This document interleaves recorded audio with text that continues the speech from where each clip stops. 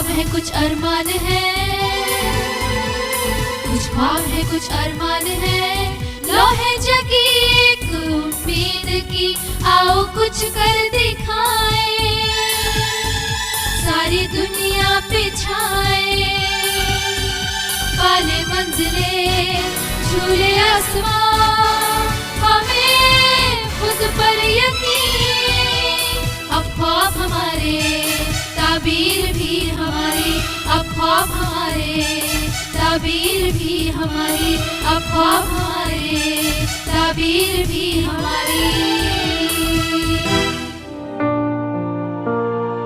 ख्वाबों के चमन में सैर हमारा मुकद्दर है, हमें तो जुगनू है बनना रोशनी के लिए, दिल तो चाहता है कि उड़ चलूं वहाँ जहाँ महताब भी जुस्तजू करता है। अब ख्वाब हमारे ताबीर भी हमारी।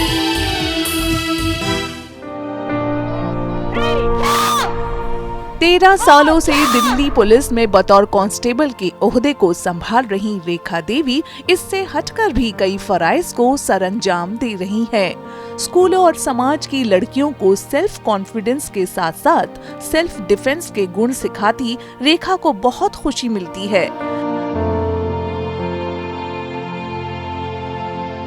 हाँ, हमें ख्वाबों के ताबीर को बदलना है, तदबीर से ही सही तकदीर हमें बदलना है,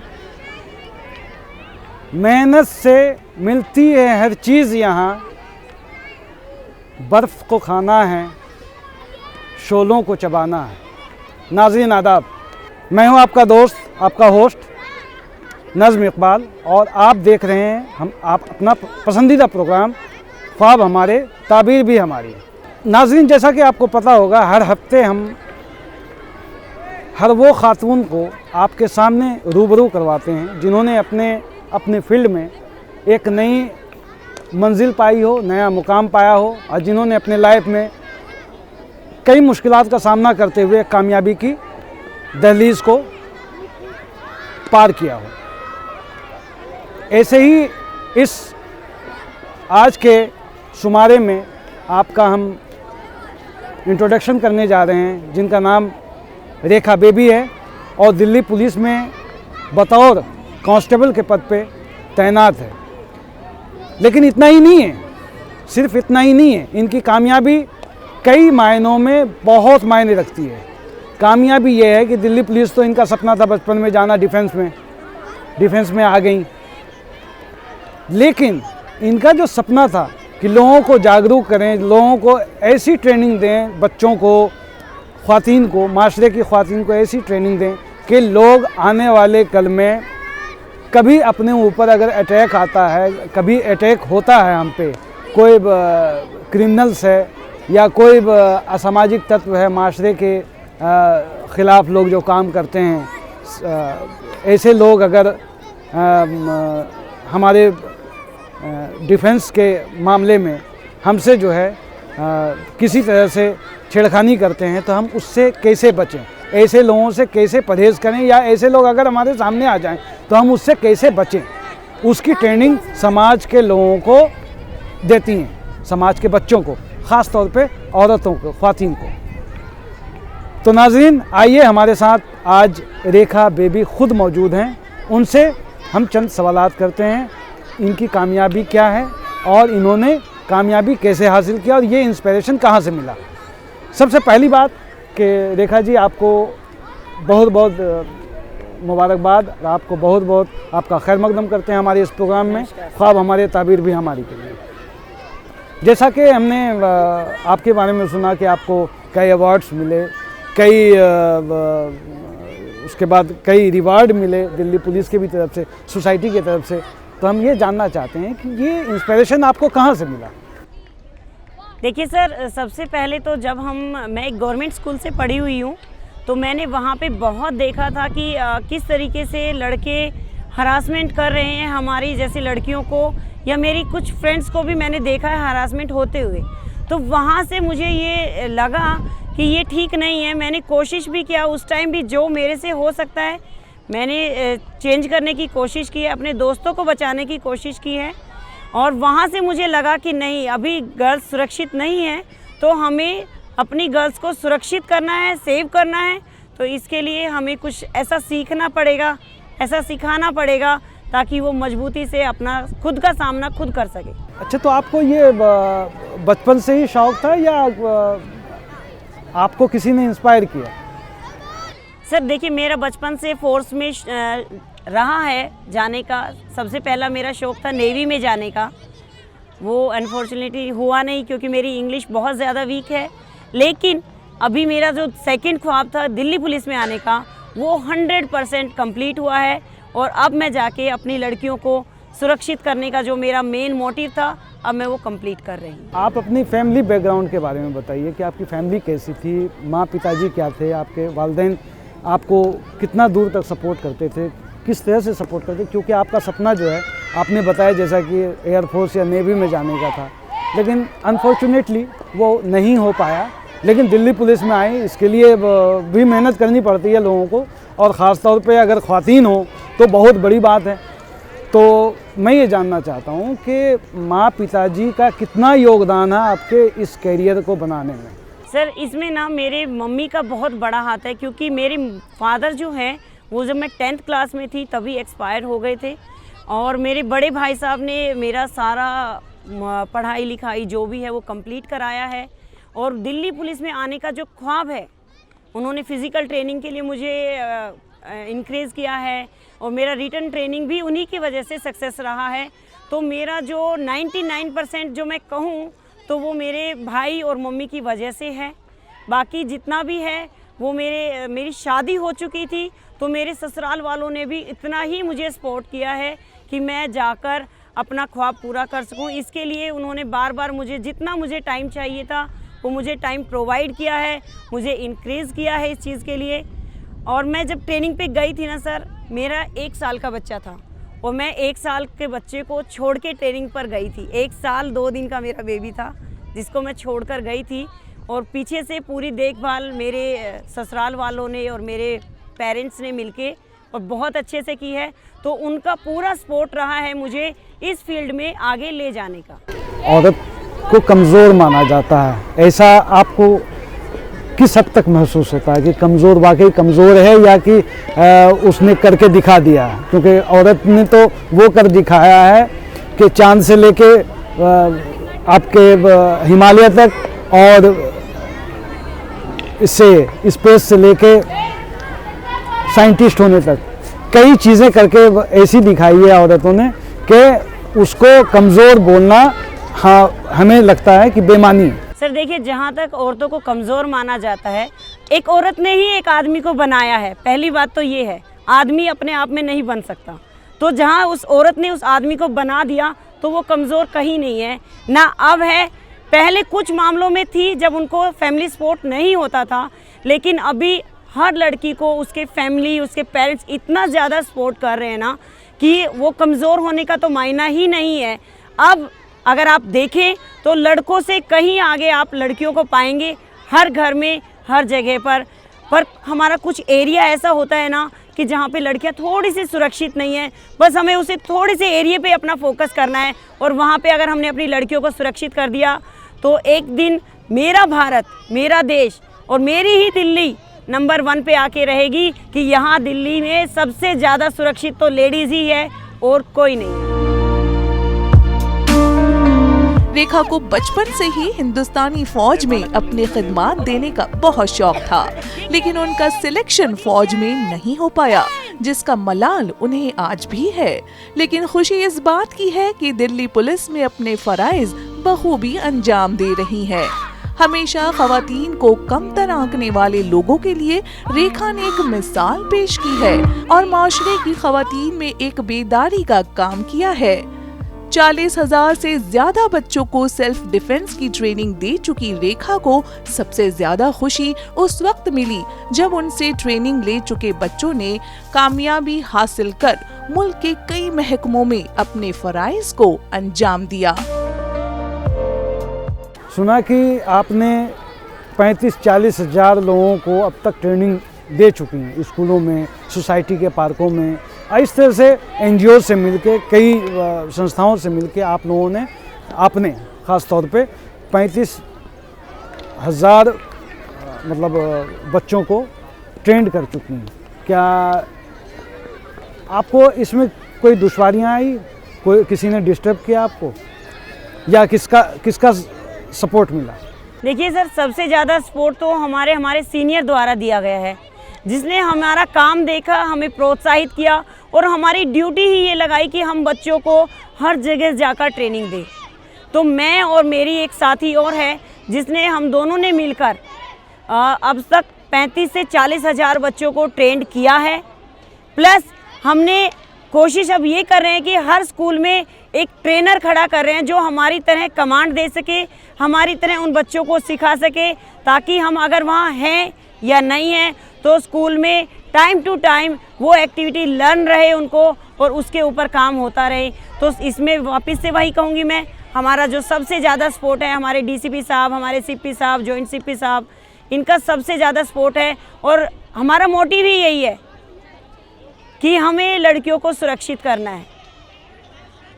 और यहाँ पे एक चीज़ मैं फिर से कहूँगी, मेरा एक मानना है कि अगर हमने सिखाया है बच्चों को सुरक्षित होना, तो उसमें मेरा तो एक ही नारा है, एक मारो आखिरी मारो, कि इतना दम लगा के मार दो कि दोबारा मारने की ज़रूरत आपको ना पड़े। तो इनफ है इतना बच्चों को समझाने के लिए। रेखा जी, ये बताइए कि आपके बच्चे सीख के आपके पास से कहाँ तक पहुँचे, आप उनकी उपलब्धि क्या है? असल उनकी उपलब्धि में ही आपकी उपलब्धि है। ये बताइए कि उन्होंने अपनी ज़िंदगी में आपसे सीखने के बाद क्या पाया? देखिए सर, जहाँ तक मैं बच्चों को जानती हूँ, मेरे बच्चे जिनको मैंने सेल्फ डिफेंस सिखाया है आज से करीबन 3-4 साल, मेरे को तो हो गया 6-7 साल सिखाते हुए, लेकिन वो बच्चे आज जब मिलते हैं ना मुझसे तो इतना स्ट्रॉन्गली महसूस करते हैं। उनमें से कुछ बच्चे तो ना स्पोर्ट्स में नेशनल खेलने गए हुए हैं, तो वो जब भी मिलते हैं ना इतना इंक्रेज होते हैं कि आपने जब हमें सिखाया हम बोल्ड हुए, हम मजबूत हुए। और जब हम मजबूत होते हैं तो हम बाहर निकलते हैं घर से बाहर, और जब घर से बाहर निकलेंगे तो कुछ ना कुछ उपलब्धि हम हासिल करेंगे। जिनमें से मेरे कुछ बच्चे, करीबन 10 बच्चों के आसपास नेशनल खेल रहे हैं आजकल। अपने हर फील्ड में हर बच्चा अच्छा देने की कोशिश कर रहा है और अपने आप को स्ट्रॉन्गली बता रहा है कि मेरे से ज़्यादा स्ट्रॉन्ग कोई नहीं है, मैं सबसे स्ट्रॉन्ग। आपके ट्रेनिंग कैंप में देखा है अभी कि जो आप सेल्फ डिफेंस की ट्रेनिंग दे रही हैं, उसमें मैक्सिमम लड़कियां ही लड़कियां हैं। क्या लड़कों को बुलाती नहीं है या लड़के नहीं आना चाहते? मैं कभी भी भेदभाव नहीं करती हूँ कि मैं लड़कों को नहीं सिखाना है या लड़कियों को नहीं सिखाना है, बट मेरा मेन मोटिव जो है ना वो लड़कियों पर है कि मेरी लड़कियां स्ट्रॉन्ग बने। अगर लड़कियां स्ट्रॉन्ग होगी तो घर स्ट्रॉन्ग बन जाएगा, और घर स्ट्रॉन्ग बनेगा तो एक समाज स्ट्रॉन्ग हो जाएगा। तो जब हमारा धीरे धीरे करके लड़कियों से ही सारी चीज़ स्ट्रॉन्ग बन रही है, तो मेरा मानना है सबसे पहले अगर हम लड़कियों को स्ट्रॉन्ग करें तो वो बेस्ट है। ऐसा नहीं है कि मैंने लड़कों को ट्रेनिंग नहीं दी है। अभी आपने देखा जिस NGO के साथ मैं भी काम कर रही थी, उसमें मेरे पास छोटे से लेकर बड़े तक कम से कम 20% लड़के थे। तो ऐसा नहीं है कि मैं ये कहूँ कि मैं लड़कों को नहीं सिखाना चाहती या लड़कों को कमज़ोर रखना चाहती हूँ, ये कहना शायद मेरे लिए गलत हो जाएगा। कई अवार्ड और रिवार्ड मिल चुके हैं, आप उनके बारे में कुछ बताएं, क्योंकि मैंने पढ़ा भी है और जाना भी है, सुना है कि आपको कई अवार्ड मिले हैं। आप उसके बारे में थोड़ा सा हमारे नाज़रीन को बताएंगे तफसील से?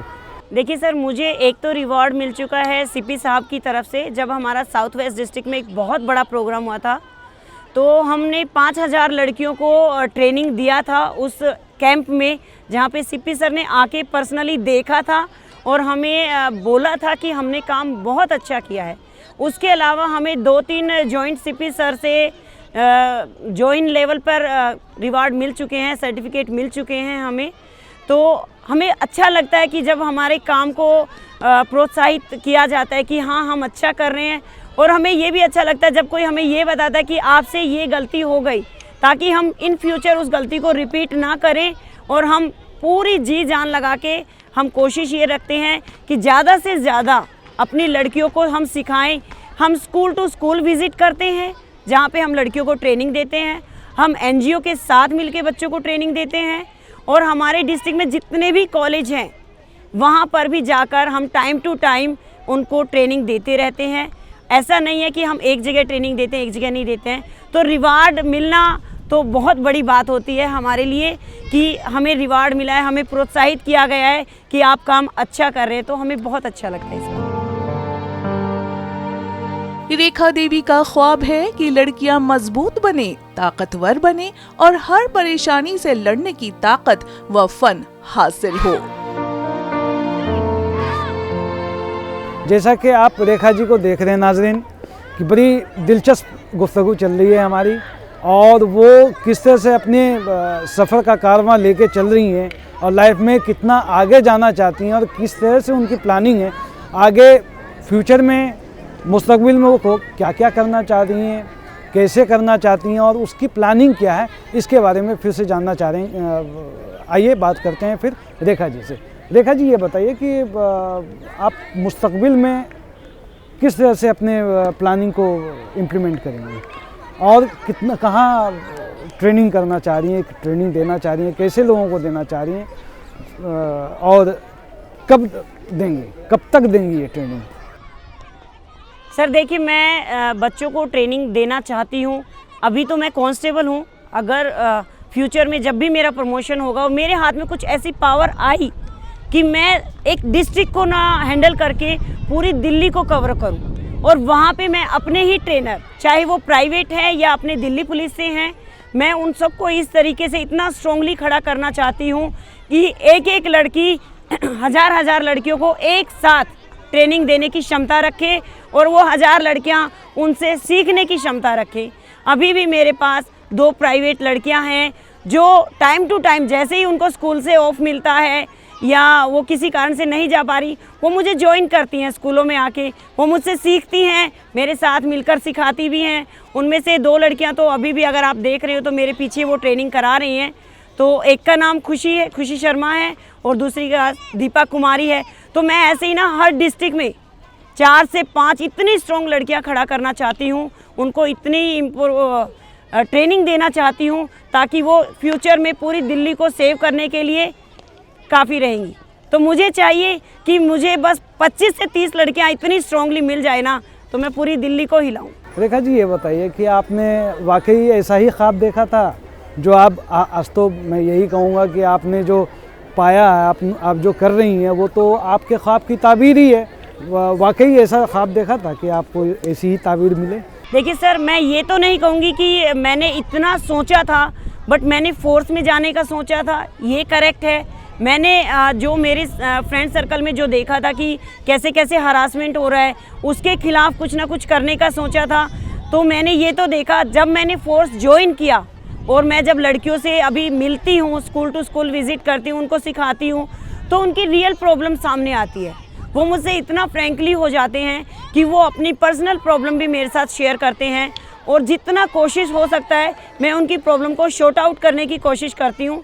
अगर पॉसिबिलिटी है तो शॉर्ट आउट कर लेती हूँ, नहीं है तो अपने सीनियर्स को इसके बारे में बता देती हूँ कि यहाँ पे इस लड़की को ये प्रॉब्लम है।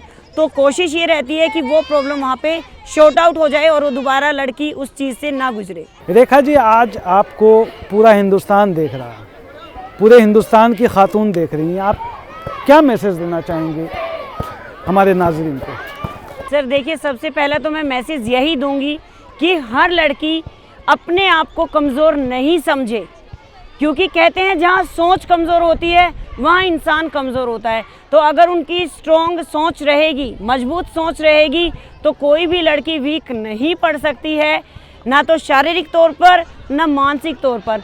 शारीरिक तौर पर स्ट्रॉन्ग बनाने के लिए हम हमेशा तैयार खड़े हैं। जब जो जहाँ चाहेगा हम आकर उनकी वहाँ हेल्प करेंगे, वहाँ सिखाएंगे। और मानसिक तौर पर हम कोशिश ये करते हैं कि जब हम मिलते हैं ना, तो हम इतना फ्रैंकली बनते हैं और इतना फ्रैंकली एटमॉस्फेयर उनको देते हैं ताकि उनके जो अंदर की हेजिटेशन है वो निकल के बाहर आए और हम उनकी हेजिटेशन को वहाँ पे ख़त्म करें और हर लड़की अपने आप को स्ट्रांगली दिखाएगी और स्ट्रांगली बनेगी।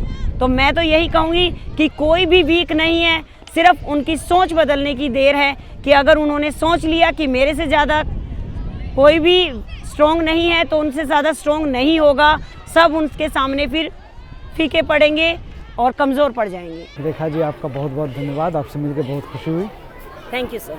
औरत माँ है, बेटी है, बहू है, बहन है, लेकिन कमज़ोर नहीं है। ये आज हमें रेखा जी से बात करने पे, रेखा जी से के ख़यालात से, रेखा जी के फ्यूचर के लिए, फ्यूचर की प्लानिंग को देखकर आज एहसास होता है कि औरतें कितनी मजबूत हैं, मजबूर नहीं हैं, मजबूत हैं। और जिस तरह से रेखा जी माशरे के लिए काम कर रही हैं, माशरे के लड़कियों के लिए काम कर रही हैं, ये एक समाज के लिए मैसेज है कि आप कमज़ोर नहीं हैं, बाहर आएँ, हाथ मिलाएं लोगों से और डरे नहीं। तो नाज़रीन, अब चाहिए हमें इजाज़त आप लोगों से विदा लेने का। अगले हफ्ते किसी और शख्सियत के साथ, किसी मजबूत शख्सियत के साथ, किसी और मौजू पे, किसी और अचीवमेंट पे आपसे रूबरू होंगे। तब तक के लिए इजाज़त चाहेंगे।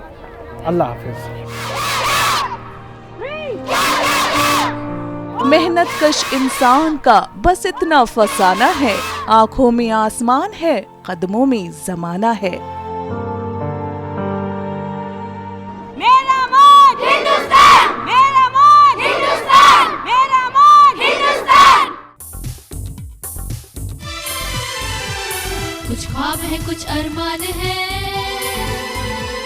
कुछ ख्वाब है, कुछ अरमान है, लोहे जगी एक उम्मीद की, आओ कुछ कर दिखाए, सारी दुनिया पे छाए, पाले मंजिले झूले आसमां, हमें खुद पर यकीन, अब ख्वाब हमारे, ताबीर भी हमारी, अब ख्वाब हमारे, ताबीर भी हमारी, अब ख्वाब हमारे, ताबीर भी हमारी।